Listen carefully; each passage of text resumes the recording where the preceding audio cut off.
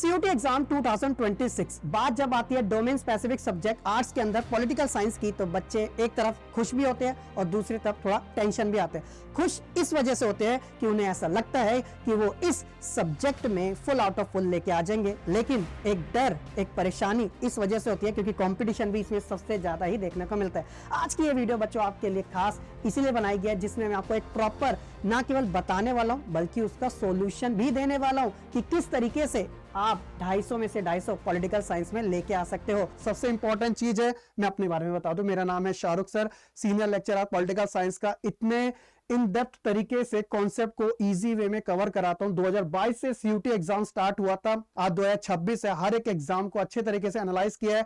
NTA जो CUT exam conduct करवाता है, किस लेवल के क्वेश्चन किस तरीके से देते हैं और बोर्ड्स और सीयूटी में क्या कंपैरिजन किया जा सकता है, आज की इस वीडियो में मैं आपको सारा समझाने वाला हूं और सॉल्यूशन साथ में लास्ट में जरूर दूंगा, बस बने रहिएगा।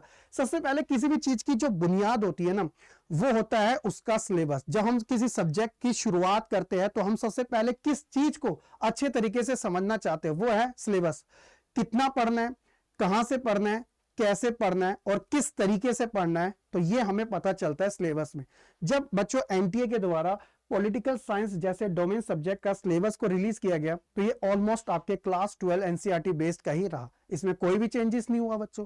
ये आपकी बुक 1 जो समकालीन विश्व में राजनीति यानी कि आपकी जो वर्ल्ड लेवल की है, जिसमें आप 2 ध्रुवीयता कण, वैकल्पिक शक्ति के केंद्र, शीत युद्ध के बाद दक्षिण एशिया, एक ध्रुवीय विश्व में अंतरराष्ट्रीय यूएनओ जैसे संगठन, फिर समकालीन विश्व में सुरक्षा, पर्यावरण और वैश्वीकरण और उसके विरोधी कुछ चीजों के बारे में।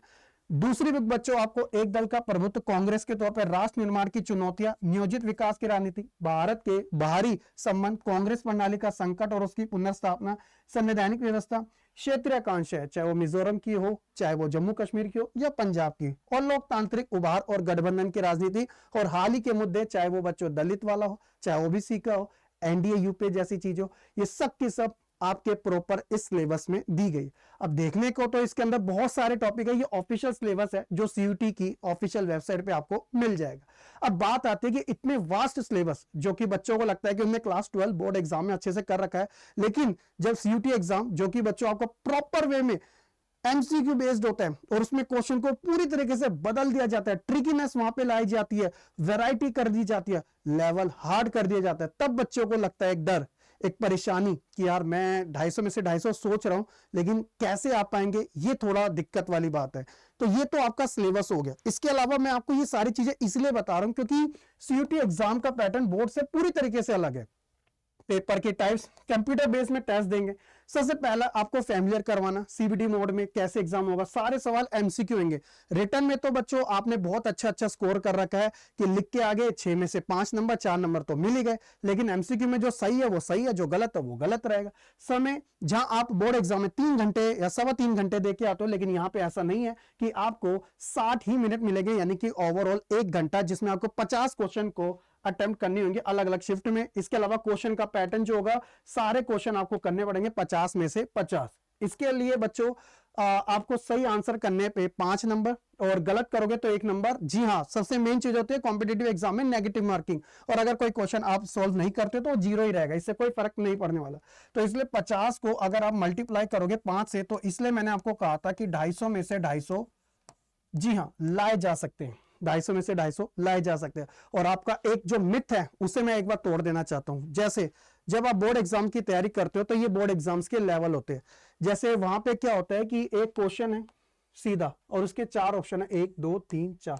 तो बोर्ड एग्जाम में ऐसे क्वेश्चन सबसे ज्यादा पूछे जाते हैं जो 1 लाइनर में होते हैं कि क्वेश्चन पढ़ा और 4 ऑप्शन है, आंसर दे दिया। इसे कहते हैं सरफेस नॉलेज, जो ऊपर ऊपर की होती है। लेकिन सीयूटी ऐसा नहीं करता।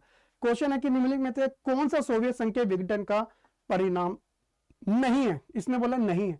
तो हमें पता है कि चलो ये था ये था ये था, लेकिन मध्य पूर्व में संकट इसका परिणाम नहीं था, प्रभाव बेशक पड़ा था। मिडिल ईस्ट की अपनी खुद की प्रॉब्लम थी।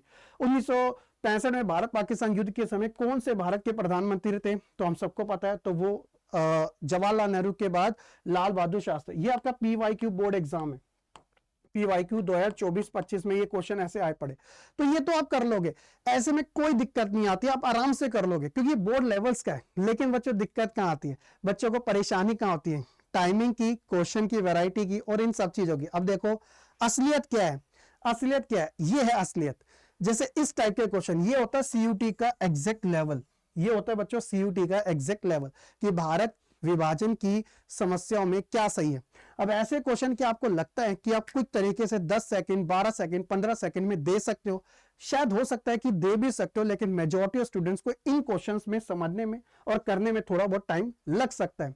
जैसे बच्चों मुस्लिम बहुल क्षेत्र में कोई एक निरंतरता पट्टी नहीं थी, खान अब्दुल गफ्फार खान द्विराज सिद्धांत का विरोध किया। पंजाब और बिहार में गैर मुस्लिम बहुमत मानने वाले क्षेत्र भी थे, दोनों तरफ अल्पसंख्यक ने हिंसा झेली। अब वो बोलता है कि विकल्प ए बी सी डी सारे सही है, सिर्फ ए बी सी सही है, बी सी डी सही है या ए सी डी सही है। एक टाइम पे हमें लगता है कि ये सारे पॉजिटिव, फिर हमें ध्यान से दिखता है कि जो बिहार है ना, तो बिहार तो रखा ही नहीं था, क्योंकि जो क्षेत्र चूज किए गए थे वो पंजाब था, और बिहार की जगह यहाँ पे अगर बंगाल होता तो शायद ये सही हो सकता था, चारों के चारों।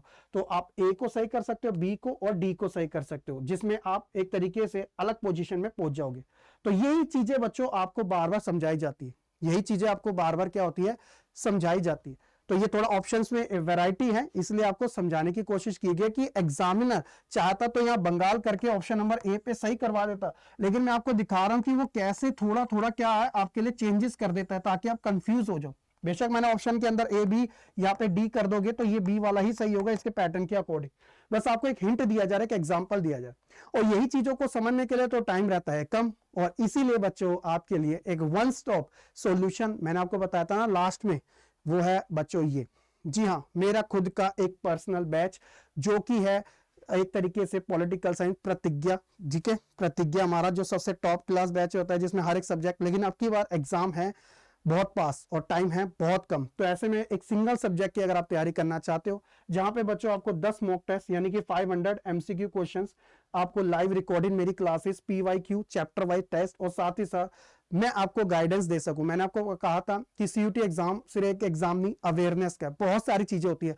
एग्जाम देने के बाद जब रिजल्ट आता है तो बच्चों उसके बाद भी तैयारी बहुत करनी पड़ती है, प्रेफरेंस लिस्ट बनाने की, सही कॉलेज चूज करने की, सही कॉम्बिनेशन बिठाने की, ये सब चीजें बच्चे दर बदर धक्का काटते हैं, कुछ नहीं मिलता उनके फेवर में, तब जाके हर थक के कोई उनका गाइडेंस देने वाला नहीं होता।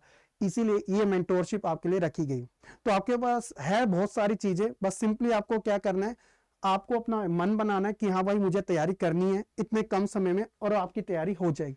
मात्र और मात्र नॉमिनल सी फीस के साथ है बच्चों। डिस्क्रिप्शन में डायरेक्ट इसका लिंक दिया गया है इस बैच का, आप उसे क्लिक करोगे आपके लिए डिस्काउंट जो होगा और हो जाएगा, जो मेरा ही कोड है SRK लाइफ, ठीक है बच्चों, आप इसे यूज कीजिएगा और आप अपना ये जो 450 का और ज्यादा कम हो जाएगा, फिर देर किस बात की है, बस इतना सही है बच्चों।